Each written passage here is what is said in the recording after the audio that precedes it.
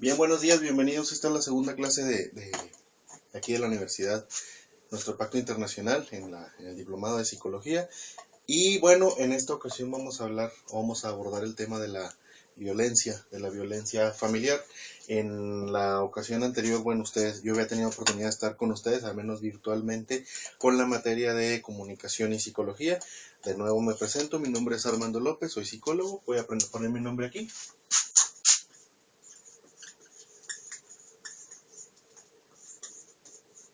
Y en todo momento pueden ustedes localizarme o pueden ustedes ponerse en contacto conmigo a través del Facebook. Este es mi correo y me pueden encontrar en esa dirección de correo electrónico y bueno, también si me buscan en Facebook, pues es exactamente en la misma dirección. Soy psicólogo, egresado de la Universidad Autónoma de Nuevo León. Actualmente, bueno, tengo la maestría en psicología, en psicoterapia familiar breve sistémica. Actualmente estoy trabajando en el sistema DIF, Desarrollo Integral de la Familia del Gobierno de Nuevo León. Y específicamente estoy trabajando en el CAFAM, que es una de las instancias o es uno de los programas que están dirigidos pues a la atención de la violencia familiar. Ahora, tengo que ser preciso y comenzar diciéndoles que hay mucha gente que le sigue llamando violencia doméstica. Esto no es correcto porque no toda la violencia familiar se genera en un entorno de casa. Es decir, no toda la violencia familiar se encuentra solamente reducida al ámbito de una casa en específico. ¿Qué significa? La violencia familiar puede ser en familiares que no vivan precisamente en una casa, o bien puede ser en personas que, a pesar de que no están unidas por un lazo consanguíneo, se consideran familias. ¿Como quién? Como los cuñados, como los esposos, no están unidos consanguíneamente, sin embargo se consideran familia a pesar de que no sean, a pesar de que por ejemplo no tengan hijos, se le considera una familia. Y también, bueno, se le considera familia a las parejas que están en unión libre, también se le considera familias a las parejas del mismo sexo, se le considera familia. Y tengo que empezar con un término un poco más amable. Familia, para términos de la UNESCO, que es una instancia de las Naciones Unidas, pues es todo grupo de personas que estén unidas afectivamente, ¿sí? Y que se reconozcan como tal. O sea, una familia puede ser no necesariamente consanguínea. Para efectos de la materia y para efectos de psicología, una familia puede ser cualquier persona o cualquier grupo de personas que se reconozca como tal, porque hay familias, por ejemplo, estudiantes que son inmigrantes o estudiantes que viven una situación similar, pasan mucho tiempo juntos, se empiezan a formar lazos no necesariamente consanguíneos, pero sí de mucho afecto. Bueno, pues para efectos de psicología sí se les considera familia. Y la otra definición que es preciso abarcar desde un momento, pues es algo más difícil o un poco más amplio de definir, que es la violencia, ¿sí? Violencia la podemos definir primero en varias acepciones. La violencia puede ser un acto, puede ser una consecuencia,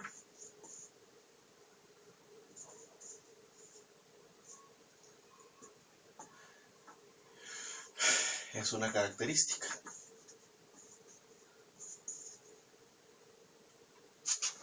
¿Sí? Violencia como acto es toda aquella cosa o toda aquella acción que tenga como objetivo irrumpir o tenga como objetivo modificar de manera repentina algo. Significa entonces que la violencia rompe con el continuo. Digamos entonces que si, suponiendo que tuviéramos un continuo de vida, es decir, nosotros tenemos una estabilidad emocional, tenemos una estabilidad económica, tenemos una estabilidad patrimonial, la violencia es algo, cualquier cosa que llega y rompe con esta estabilidad. O sea, la violencia es todo acto que tiende a romper la estabilidad de cualquier cosa. Entonces, ¿qué podemos decir? Que inclusive algo muy sencillo, cuando está un vaso, se rompe, entonces se violentó, significa que hubo algo que lo rompió, o sea, hubo un acto violento. un acto violento que llegó a romper el orden. O sea, la primera característica que tenemos que tener de la violencia es que tenemos que tener en cuenta con la violencia o como acto violento es todo aquel acto que llega a romper el equilibrio de una situación dada. Entonces, si todas las personas, digamos, están en una fiesta y entonces alguien violentamente o alguien realiza algún comentario que causa que ese ambiente se vicie, pues podemos decir que también es un acto violento. Un acto violento tiene como objetivo el modificar abruptamente algo. También entonces, la consecuencia es la modificación de algo. O sea, si yo digo que algo está resquebrajado o que algo está violentado, significa que algo dentro de su esencia se modificó repentinamente y para siempre. Entonces, una de las consecuencias de la violencia es justamente esto, que es algo modificable y que en la mayoría de las ocasiones, si no es que en todas, es algo irreversible. ¿Qué significa? Que no puede volver a reestructurarse de la manera en la cual estaba anteriormente el objeto, situación, familia o fenómeno en cuestión. Tengo que hablar en términos muy generales. En términos muy generales, la violencia es un acto, la violencia es una consecuencia y la violencia es una característica. En su acepción de violencia, la característica significa que es algo que irrumpe abruptamente, algo que es algo de alguna manera grosero en el sentido, no en el sentido de las buenas palabras y las buenas costumbres necesariamente, pero es algo que llega, rompe y permanece su esencia. Es algo que es una... Vaya, la consecuencia de la violencia es que en muchas de las ocasiones es irreversible y que no necesita en muchas de las ocasiones la violencia estarse dando de manera continua para asegurar su permanencia. Significa que las huellas de la violencia quedan ahí. Pensemos en un niño que fue violentado a los 5 o 6 años por un papá o por una mamá, pues obviamente que a pesar de que en muchas de las ocasiones ya no se ejerza la misma violencia o ya no se ejerza el mismo tipo de violencia, las huellas de la violencia quedan ahí. Entonces, podemos definir la violencia uno como un acto abrupto, es decir, que es repentino, que modifica o altera algo, ¿sí? De manera irreversible o permanente, y al objeto que fue sometido a violencia, ¿sí? Se le puede decir cuyo daño es irrevocable. Irrevocable significa que inclusive a pesar de que se ejerza psicoterapia, de que se ejerzan acciones específicas sobre la cosa, cuestión o persona que fue violentada en sus principios, el daño es irrevocable, significa que puedes disminuirlo o puedes ayudar a que la persona viva con él. Sin embargo, el daño que se le hizo al sujeto es completamente indeleble, es decir, va a quedar ahí prácticamente para siempre. Esto es como acto. Entonces, violencia familiar en específico es todo acto que tenga como consecuencia algo indeleble que modifique abruptamente la esencia de la familia. La familia, entiéndase como un grupo familiar, no necesariamente consanguíneo, que los une un lazo afectivo. Ahora, lo habíamos hablado la vez pasada, ¿qué ocurriría cuando la persona, que ejerce violencia, en la gran mayoría de los casos, si no es que en todos los casos, también son personas con las cuales desarrollaste un gran afecto? Uno de los principales características de la violencia familiar, es que se forma un doble vínculo. Significa que la misma persona que te agrede es la misma persona que dijo quererte o que te quiere o que de alguna manera tiene formas muy poco saludables de querer.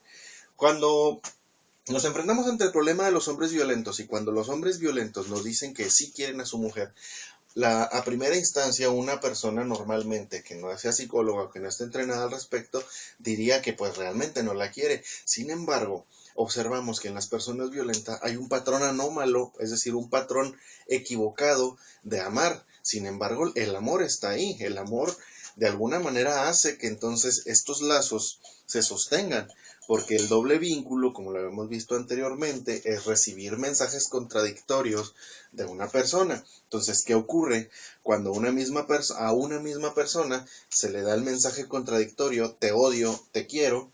Obviamente el doble vínculo va a ser increíblemente más fuerte.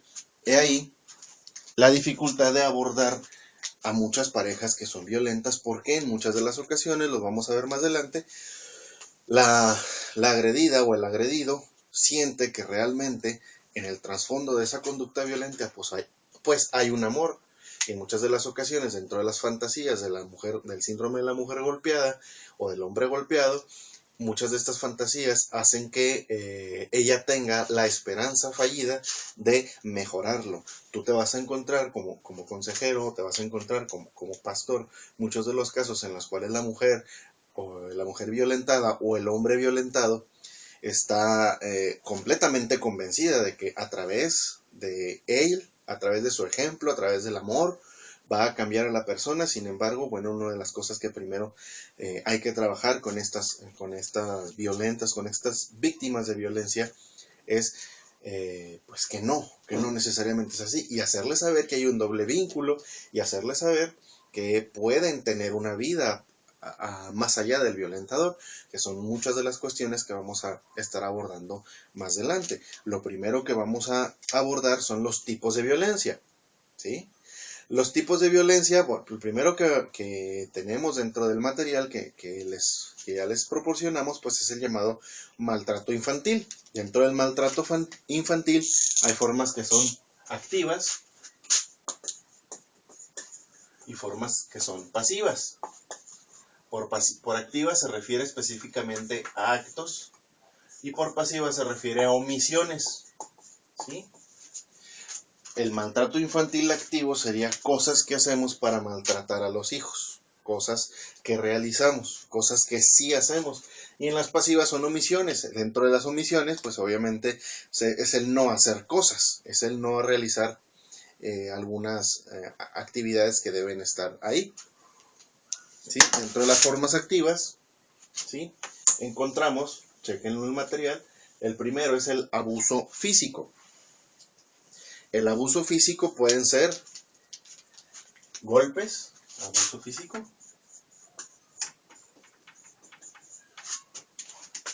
son golpes, quemaduras, pueden ser golpes lo que llamamos directos o mecánicos. Los directos son los que parten del cuerpo, es decir, el golpe, el puñetazo, la jalada de pelo, son cosas que hacemos por el cuerpo.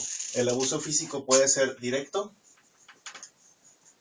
o instrumental. Directo es con el cuerpo mismo, con las manos, con los pies, e instrumental es a través de un objeto. ¿Cómo qué? Como el cinto, como el cable de la luz. Hay casos muy severos que sí hemos recibido en DIF Capullos, con quemaduras de cigarros, con cautines, con el aceite hirviendo. Hay casos realmente dentro de la naturaleza humana muy sorprendentes que vamos a ver más adelante, entran dentro del abuso físico. Ahora, el abuso físico no se da aislado. Obviamente que un abuso físico va a tener consecuencias de tipo psicológicas que van a ser indelebles. Piensa tú en un niño que desde pequeño ha recibido solamente maltrato de padre o madre, pues él va a asumir y entender entonces que la única manera de relacionar y o recibir afecto, pues es a través del mismo instrumento, del abuso físico.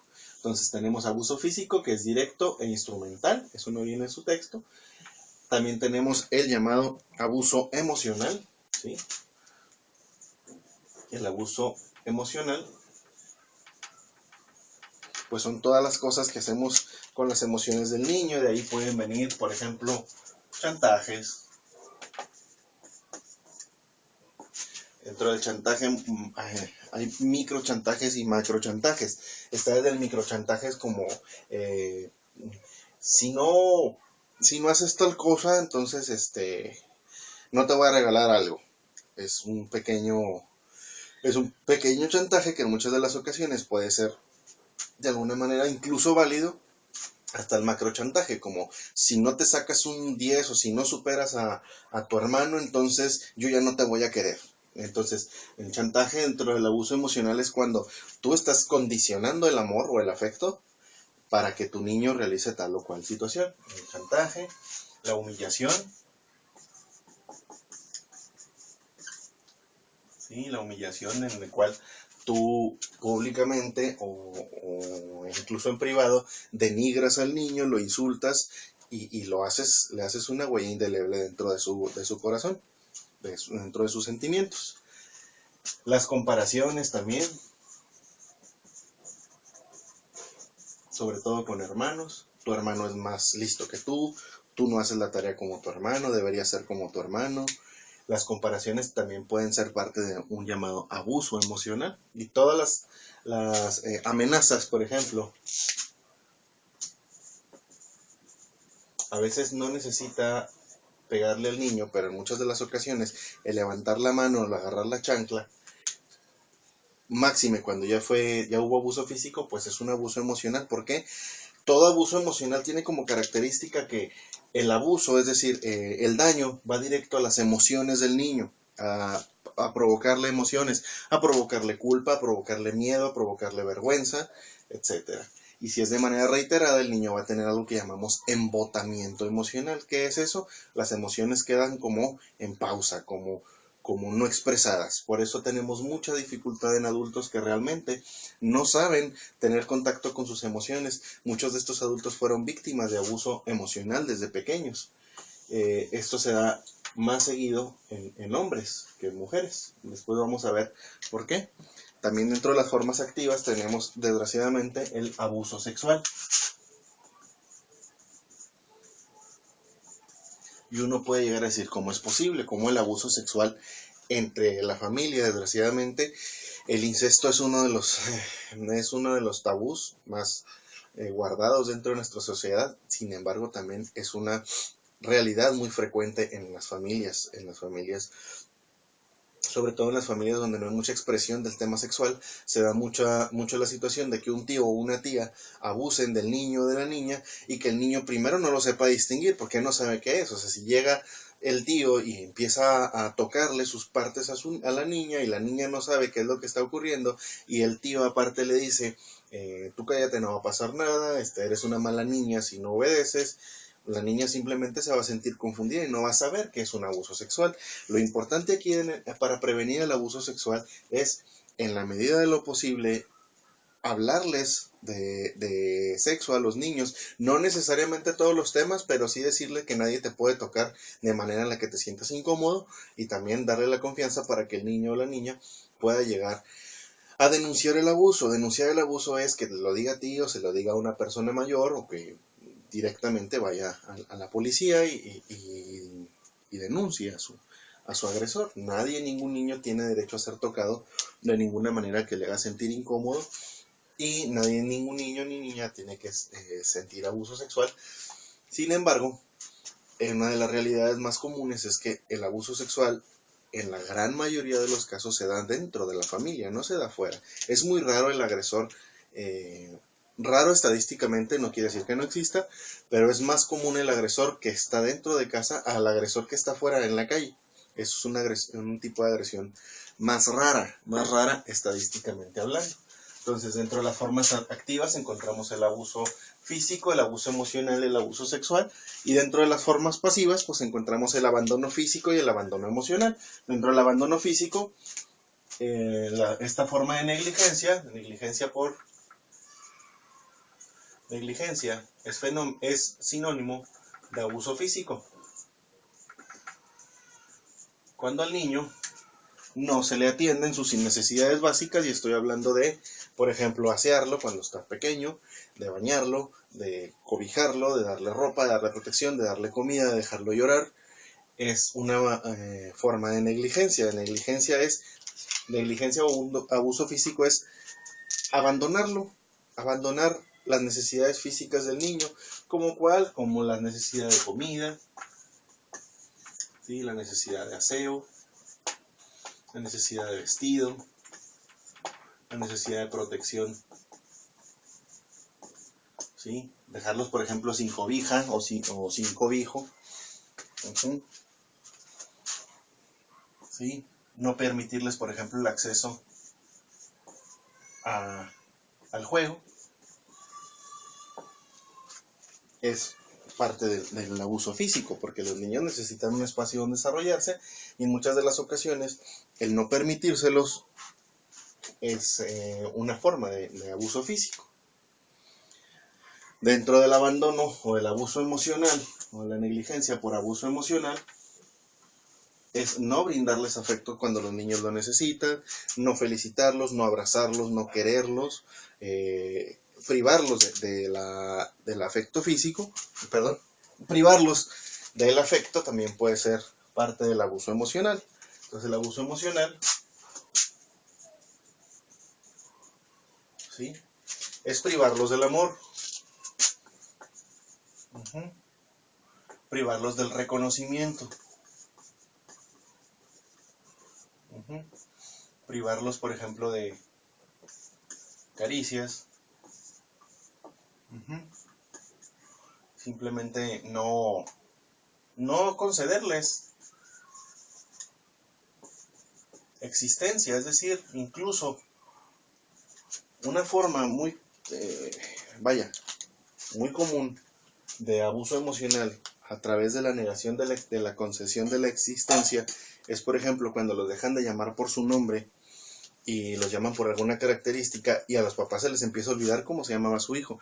Uno puede decir, esto es irrelevante, pero no, es un abuso emocional porque al niño no se le está concediendo una existencia y no se le está concediendo una identidad propia. Es una forma entonces de abuso emocional. Entonces ya tenemos entonces que dentro del maltrato infantil tenemos formas activas, formas pasivas y también hay una tercera que son los niños que son testigos de la violencia.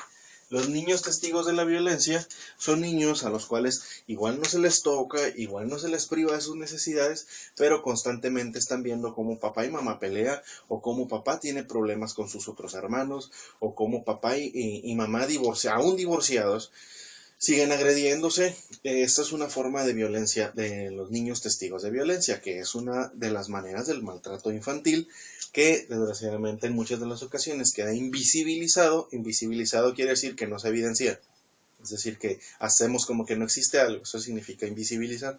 Entonces, los niños testigos de violencia existen y tienen daños muy parecidos a los niños víctimas de violencia directa. Sin embargo, en muchas de las ocasiones, si los niños no tienen muy en claro lo que es la violencia, pues no saben identificarla ni en sí mismos ni en los otros. Tenemos también algo que se llama violencia conyugal. ¿Sí? Dentro de la violencia conyugal es la violencia que se da dentro de la pareja. ¿Sí? Hay violencia conyugal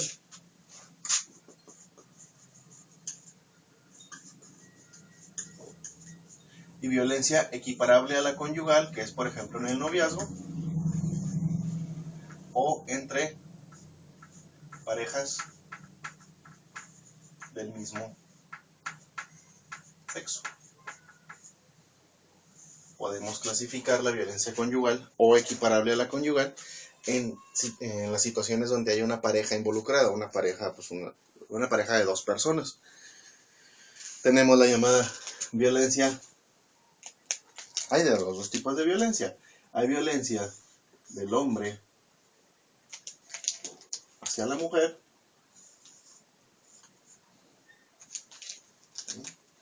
que es la más común. Al menos en el sistema DIF Nuevo León se tiene registrado que es el 95% de los casos es del hombre hacia la mujer. Luego vamos a ver por qué es más común del hombre hacia la mujer. ¿Sí? Hay otro tipo de violencia que es la contraria, de la mujer hacia el hombre.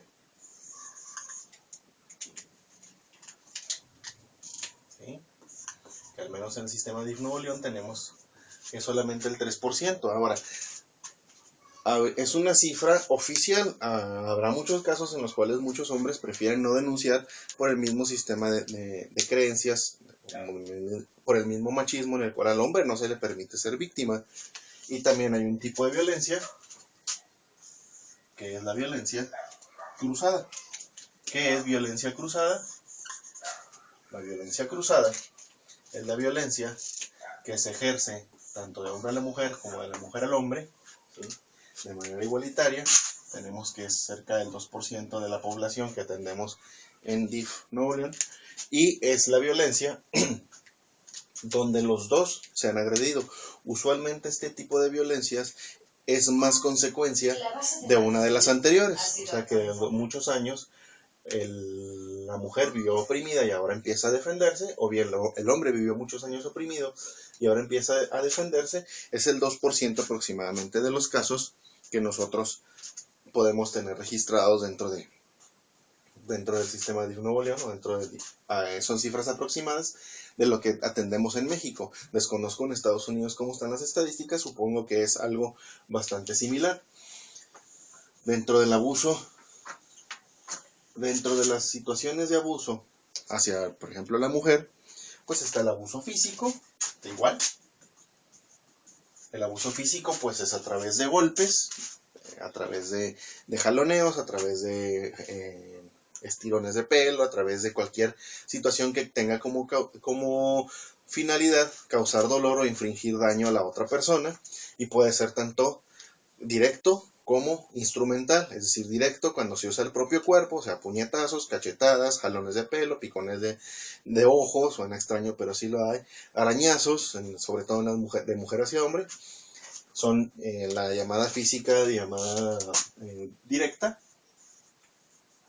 y también hay instrumental.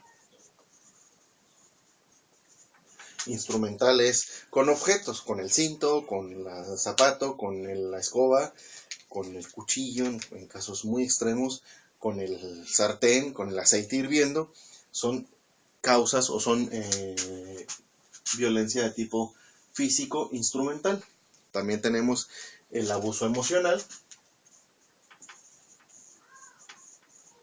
En muchas de las ocasiones, y los tipos, el abuso emocional tiene que ver con el hecho de que ni mujer ni hombre se tocan, pero se insultan, se denigran, se humillan, se critican fuertemente, se ofende a familiares, se ofende de manera directa a las pertenencias o a los gustos de la persona. Dentro de la violencia emocional va desde la pequeña crítica hasta la burla directa hacia la persona.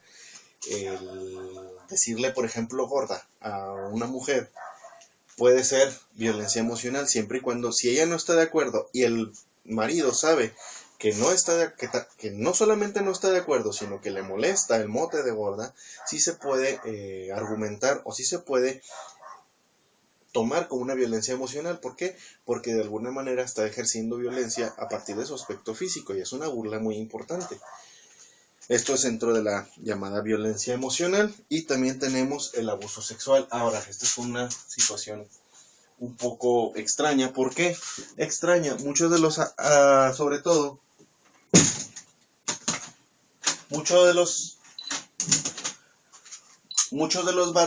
los varones asumen que por el hecho de que su mujer, de que están casados, la mujer tiene derecho o tiene la obligación de complacerlo sexualmente. Sin embargo, no es así.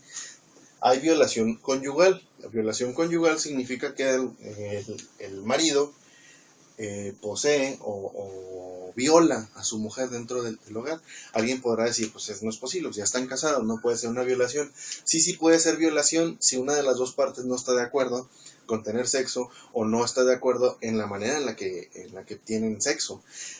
Como violencia sexual puede ser cualquier acto no consensuado y violento.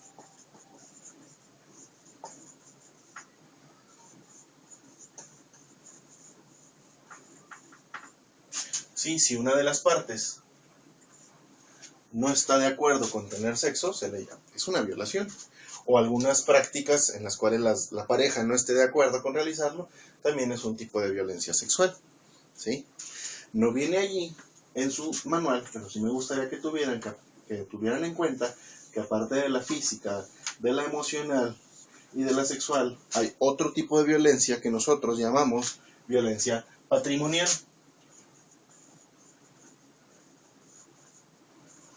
La violencia patrimonial es cuando se ejerce daños a la propiedad común, es decir, cuando el marido o la mujer golpea objetos, destruye objetos dentro del hogar, rompe platos o rompe cosas con el objeto de ¿qué?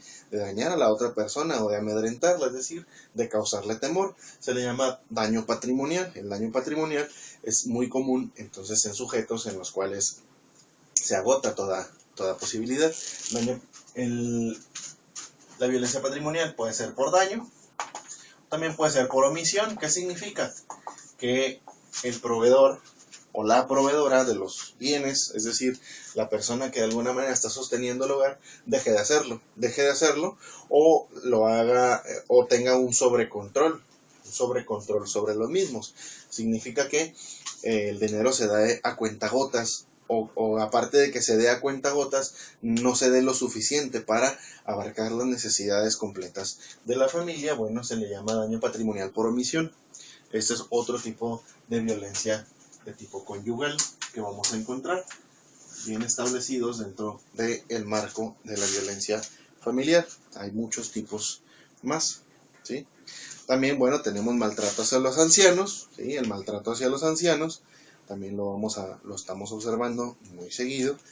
Hay formas activas y hay formas pasivas. Dentro de las formas activas, igual tenemos el abuso físico, formas activas hacia ancianos,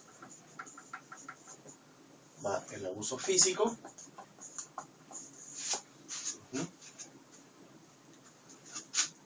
al igual que los otros, tienen que ver con golpes, tienen que ver con, eh, con moretones, tienen que ver con empujones, jalones de cabello y demás.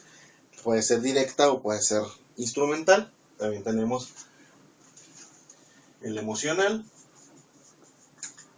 el abuso emocional hacia los ancianos, ¿sí?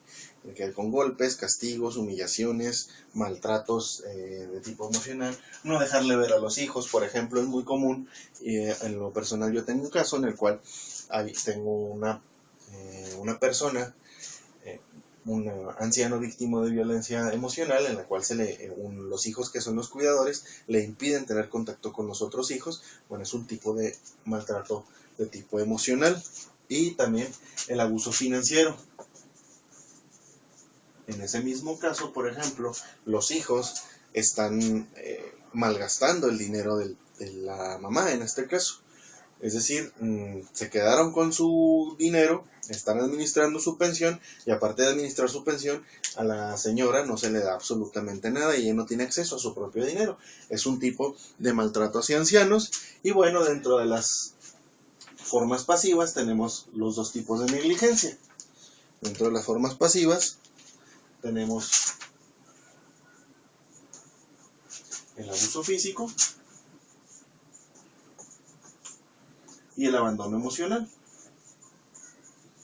El abuso físico en ancianos, pues sí, por negligencia, pues es no darles de comer, no atenderlos, no asearlos en el caso en el que necesiten, no darle condiciones ambientales adecuadas para que la persona o el ancianito en este caso tenga un buen lugar donde quedarse. Y el abuso emocional, pues el abuso emocional de tipo pasivo, pues es no escucharlos, no estar con ellos, no visitarlos, etcétera, etcétera. Básicamente es el llamado abandono emocional. Vamos a abordar el tema de hombres violentos. Entonces vamos a hacer un pequeño repaso antes de pasar. El tema de hombres violentos es el más extenso por su naturaleza misma. Entonces vamos a aprovechar para dar solamente un pequeño repaso y vamos a poner las diapositivas. Dentro del maltrato infantil tenemos formas activas. Dentro de las formas activas tenemos el abuso físico, el abuso emocional, el abuso sexual, Dentro de las formas pasivas o negligencias es el abandono físico o el abandono emocional. También tenemos un tercer tipo que son los niños testigos de violencia. Tenemos violencia conyugal. En la violencia conyugal tenemos violencia cruzada, violencia hacia el hombre o violencia hacia la mujer, en sus tres acepciones: el abuso físico, el abuso emocional, el abuso sexual y el abuso patrimonial. Aunque no venga en la diapositiva, es importante que lo tengan en cuenta. Repito, el abuso patrimonial tiene que ver con el romper objetos, tiene que ver con el privar de bienes a la familia o a una de las personas y controlarle el gasto. Y de maltrato hacia ancianos tenemos las formas activas y las formas pasivas. Dentro de las formas activas tenemos el abuso físico, el abuso emocional y el abuso financiero. Este último es cuando se le niega al anciano su derecho de hacer uso libre de sus dineros. Y dentro de la forma pasiva tenemos el abandono físico y el abandono emocional. Esto es para entrar al siguiente tema, en específico el tema de hombres violentos. El tema de hombres violentos es uno de los más largos de explicar, por eso en esta ocasión vamos a cortar aquí un momento para regresar. Vamos a dar un receso de 5 minutos, vamos a dar una oportunidad para que cualquier duda o aclaración nos vamos a poner en contacto a través de Facebook. Ya saben mi cuenta. En Facebook me pueden encontrar con el siguiente correo: lopez-hds@yahoo.com.mx. Para cualquier duda o aclaración, estamos en Facebook para responder el tema de los tipos de violencia.